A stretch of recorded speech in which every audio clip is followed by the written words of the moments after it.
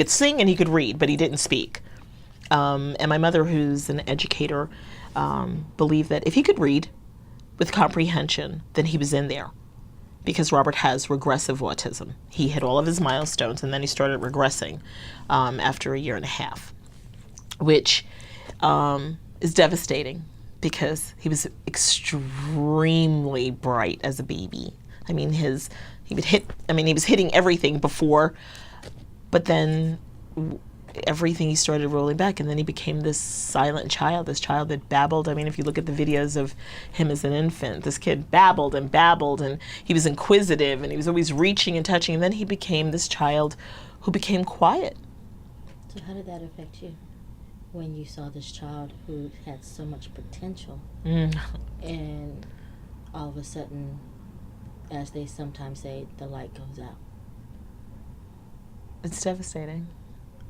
It's truly, I didn't know it at the time, but I was first it's confusion, because he was also sick. He had severe reflux, and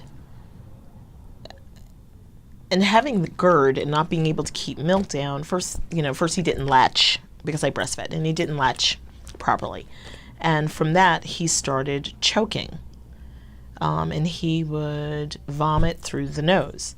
And, of course, you don't know this, but every new parent finds out that infants are not obligatory, mouth breathers. They don't know that they can open up their mouths and breathe. So they keep their mouths closed, and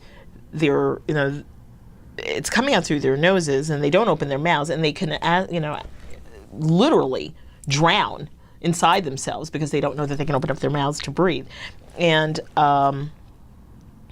this started at 6 weeks, and it progressed for 5 years until he had to have surgery at 6 months of age.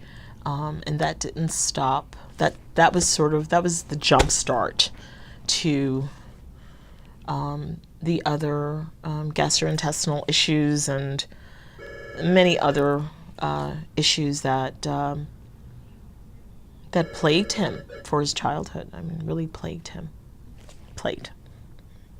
It's devastating because you don't understand what you don't understand what you're feeling because you're on autopilot.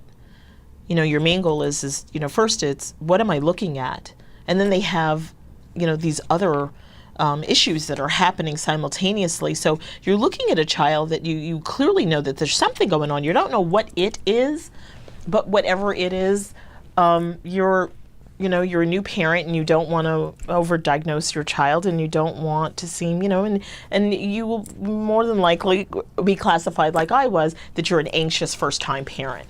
But I knew something was wrong. I knew it. I knew something was wrong.